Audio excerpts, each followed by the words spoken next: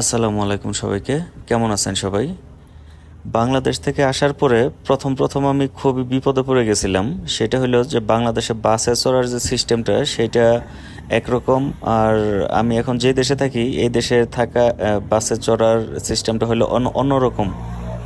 এই দেশের বাস স্টপেজগুলো এত সুন্দর, মানে বাংলাদেশে মেট্রো রেল স্টেশনগুলো অনেক স্টেশনগুলো এত সুন্দর হয় না।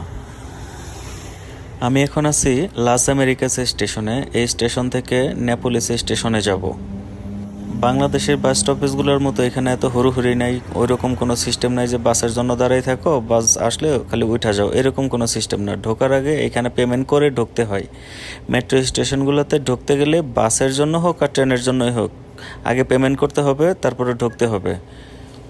প্রথম আসার পরে আমি খুব ভয় পাইতাম বাসে ওঠার সময় বা মেট্রো ট্রেনে ওঠার সময়।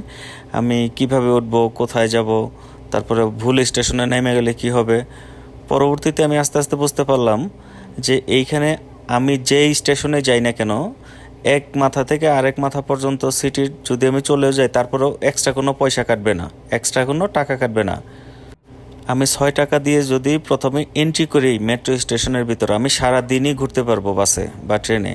আমার এক্সট্রা কোনো পয়সা দিতে হবে না। এই সিস্টেমটা খুবই ভালো। বাংলাদেশে এইরকম সিস্টেম কখনো আসবে কিনা জানি না। আর হ্যাঁ, আমি বাসে ওঠার পরে দেখেছি প্রচুর পরিমাণে ভিড়, এত ভিড় যে বসার কোনো সিট পাচ্ছিলাম না, তাই আমি দাঁড়াইয়া ছিলাম।